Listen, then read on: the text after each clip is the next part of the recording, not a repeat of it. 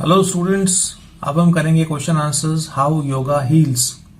पहला question, for what diseases can yoga be a therapy. Therapy यानी उपचार।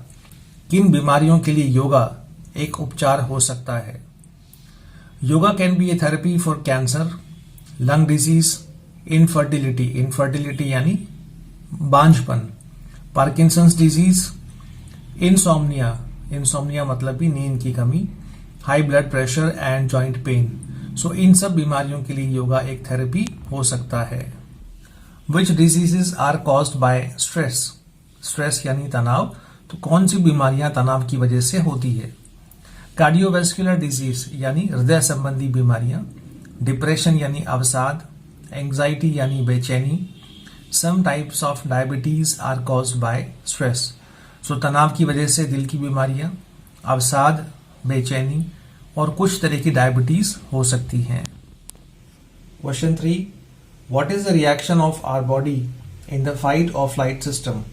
Fight or flight system में हमारी बॉडी की क्या प्रतिक्रिया, रिएक्शन होता है।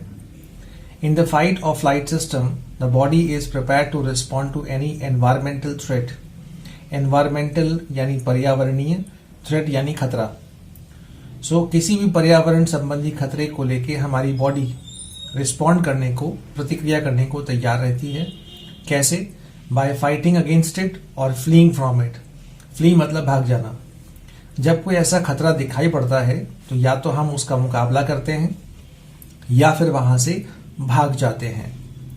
It shuts down digestion and elimination. Digestion यानी पाचन, एलिमिनेशन यानी फ्रेश होना। ऐसी स्थिति में हम पाचन भूल जाते हैं, हमारा डाइजेशन नहीं होता और हम फ्रेश नहीं होते। And reduces blood flow to the internal organs. और हमारे जो आंतरिक अंग हैं शरीर के, उनमें खून की मात्रा, उसका प्रवाह कम हो जाता है। रिड्यूस यानी कम होना। Question 4, write the main hazards of stress. Hazard यानी खतरे।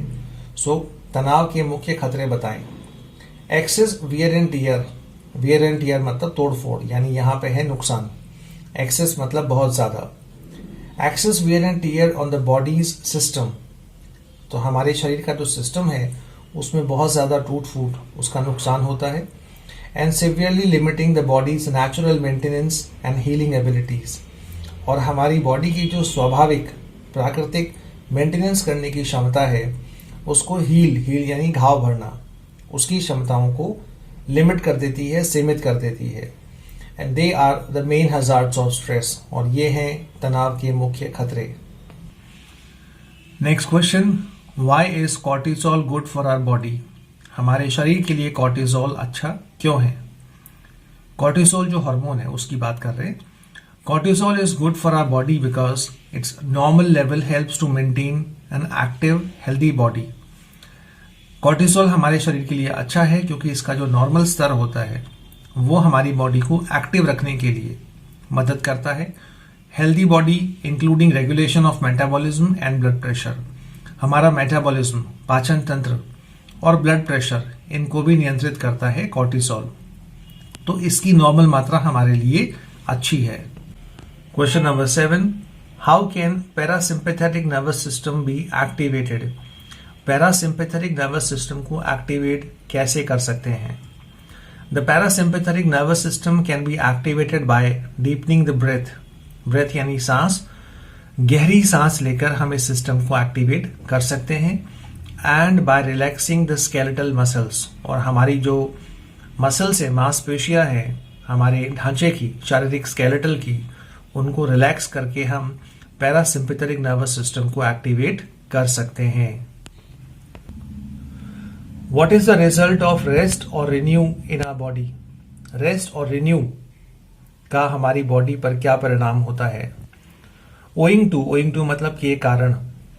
Owing to rest and renew, the body has the time and resources to heal itself. Rest और renew की वजह से, उसके कारण हमारी बॉडी को टाइम मिल जाता है, वो अपने संसाधनों को यूज करके बॉडी को हील कर देती है, उसको रिपेयर कर देती है। And to respond to illness. और किसी बीमारी से हम अच्छी तरह से रिस्पॉन्ड कर पाते हैं, उसका हम मुकाबला कर पाते हैं। It allows the body to perform all of its essential maintenance tasks. Essential मतलब आवश्यक, टास्क यानी कार्य, और ये हमारी बॉडी को सभी आवश्यक मेंटेनेंस के कार्य करने के लिए अलाउ करता है, उसको अनुमति देता है. What is important for the promotion of long-term health? लंबी स्वास्थ्य के लिए, दीर्घकालीन स्वास्थ्य के लिए क्या इंपॉर्टेंट है? For long-term health, the rest and renew stage is important. लंबे स्वास्थ्य के लिए, दीर्घकालीन स्वास्थ्य के लिए रेस्ट और रिन्यू अवस्था इंपॉर्टेंट है, because the body has the time and resources to heal itself and to respond to illness.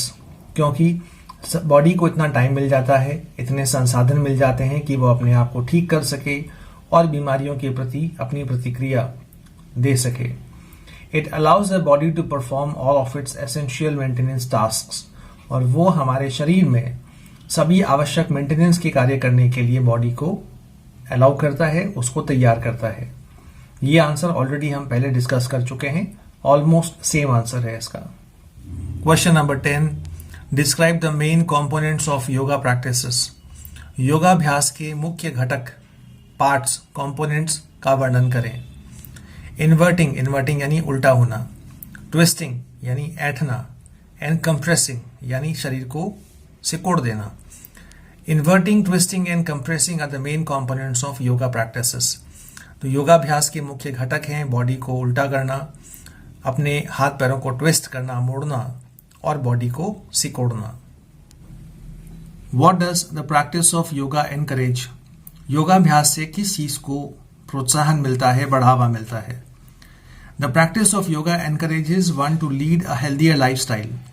योगाभ्यास से व्यक्ति को एक स्वास्थ्य जीवन शैली जीने के लिए प्रोत्साहन मिलता है. थ्रू डेवलपिंग सेल्फ अवेयरनेस, इससे स्वयं के प्रति जागरूकता का विकास होता है. एंड डिसिप्लिन, और अनुशासन का विकास होता है. Required for positive behaviour modification, और ये पॉजिटिव बॉडी में पॉजिटिव बिहेवियर के लिए आवश्यक होता है. Next question. Explain the relationship between stress and diseases. तनाव और बीमारियों के बीच में क्या संबंध है, वो एक्सप्लेन करें. यह है C1 long answer. There is a direct relationship between stress and diseases. तनाव और बीमारियों के बीच में सीधा सीधा संबंध है. 90% of illnesses and diseases are stress related. 90% बीमारियां जो हैं वो तनाव से संबंधित है. कार्डियोवैस्कुलर डिजीजेस यानी हृदय संबंधी बीमारियां, डिप्रेशन यानी अवसाद, एंग्जाइटी मतलब बेचैनी, some types of diabetes are caused by stress. तो ये सब बीमारियां स्ट्रेस, तनाव की वजह से होती हैं. What do you understand by sympathetic nervous system? Sympathetic nervous system से आप क्या समझते हैं? हाउ डज इट फंक्शन, और ये कैसे काम करता है? Sympathetic nervous system, also known as fight or flight response, which results in surge in heart rate.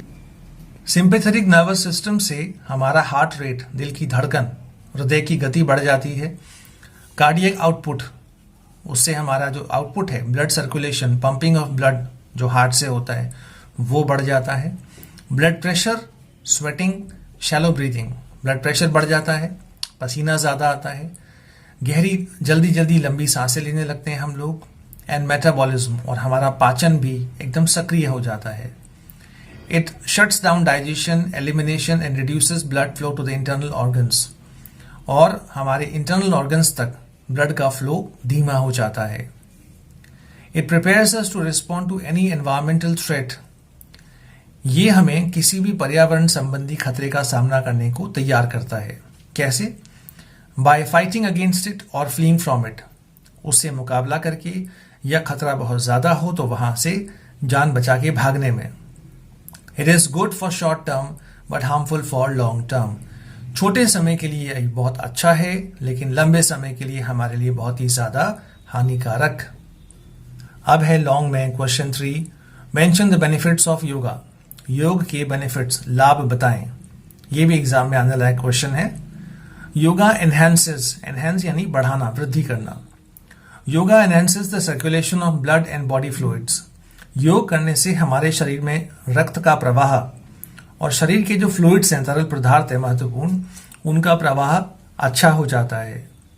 It improves body's ability to deliver the materials needed to allow healing to take place. योग करने से हमारे शरीर में वो चीज़ें बढ़ जाती हैं, वो चीज़ें उत्पन्न होना शुरू हो जाती है अधिक मात्रा में, जो हमारे शरीर के रिपेयरिंग के लिए, घाव भरने के लिए ज़रूरी है। Yoga also improve muscle strength, flexibility and range of motion. योग करने से हमारी मसल्स, मांसपेशियों की ताकत बढ़ती है, लचीलापन बढ़ता है और हम अपने हाथ पैरों को अधिक ज़्यादा एंगल तक मोशन कर सकते हैं, मूव कर सकते हैं। और इसी के आगे B11 के आंसर को आप जोड़ देंगे तो ये क्वेश्चन नंबर 3 कंप्लीट हो जाएगा। सो स्टूडेंट, ये था हमारा क्वेश्चन आंसर का section. Thank you very much, God bless.